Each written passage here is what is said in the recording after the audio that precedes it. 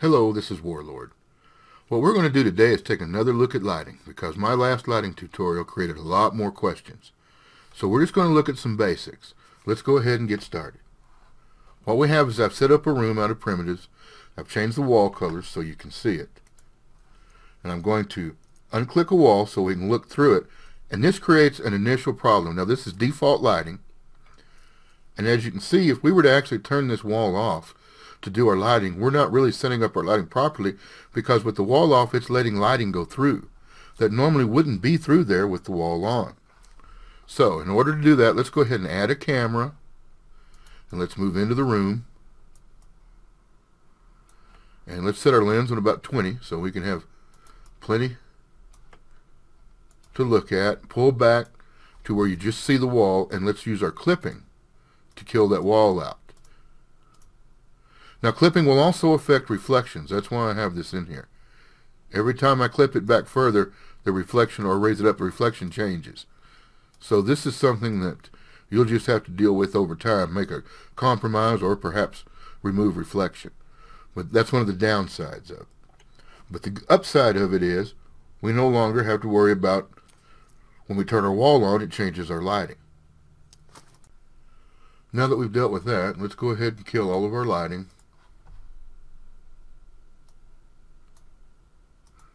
And kill our ambient lighting, turn it to black. You'll see the reflection channel staying on. Then let's go to 2D background, shut off the active background, and turn that to black. Now all we should see are reflection or refractive channels. Now I'm going to go ahead and turn light number 1 back on, and I'm going to turn it into a spotlight.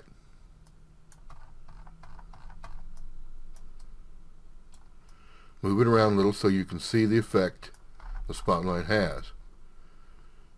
And now let's discuss something that we didn't get into before, and that's shadows. Now there are several different types of shadows, and it depends on your video card as to what shadow is going to work. But what I work with almost all the time are self-cast shadows. I will go ahead and use a drop shadow or wall shadow if I'm using a 2D background, so I can actually get something to reflect on it. But for right now, we're just set up as self-cast, because none does just what it says, but you're also not going to get a whole lot off of drop shadow and wall shadow. So self-cast, and every card's different. You're just going to have to come in and play with these different levels to get the type of shadow that you want. But this basically is how the shadows are set up, the way I use lights. Now let's take our light source and let's pull it through the window to where we're framing him on the wall. Kind of like that.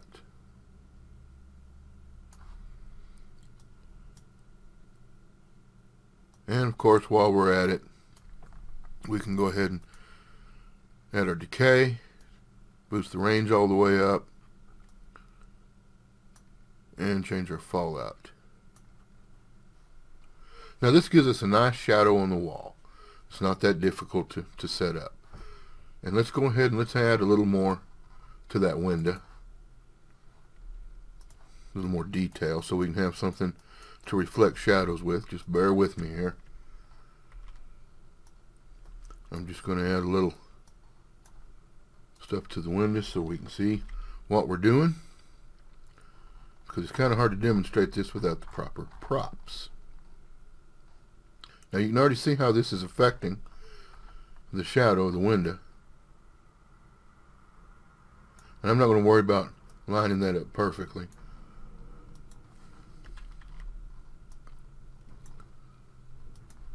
Now I'm going to change the pivot point to the center so I can easily duplicate it by holding down the control key and just rolling it over the pivot point. Again, I'm not going to worry about making that perfect either. And you can see over here what it's done. It's given us a little more detail. And so let's go ahead and let's grab our light. And let's do a little bit of moving around, up and down. You can see, like I said, it has just the opposite effect of how you move it. So now we can come in here and we can add a camera. And let's go ahead and click on this cone. Now, while trying to click on the cone, I actually clicked the wall. So let's freeze the wall so it won't interfere. Remember, we're using clipping to go through the wall. And then let's turn around. And this is another question I've been asked about, and that is filming shadows on the wall for storytelling. Okay, that's not that hard to do. You just kind of set it up to your preference again.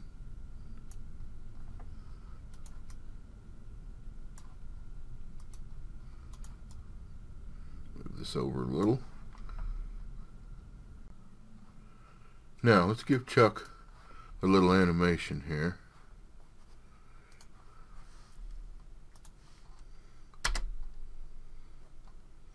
And there you could see how you could film a conversation or just a lot of things.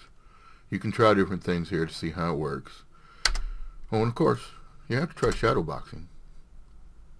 Anyway, enough of that. Okay, let's go back to our other camera.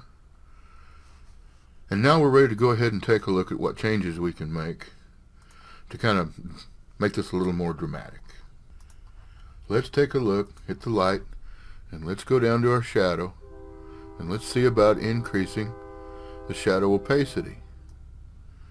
You can see here how much more dramatic that can make it. And it can give an effect for a totally different look.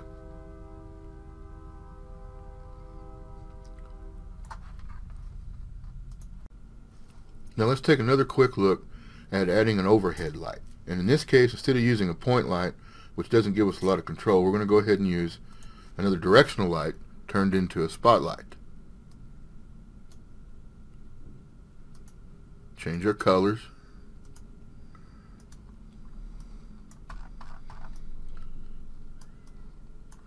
And now, I'm going to go ahead and set straight down, just like it was pointing from the ceiling. Raise it up. And you can see here with decay and range as to how you can control this. But we also have angle, if we want a tighter spot, and fall off.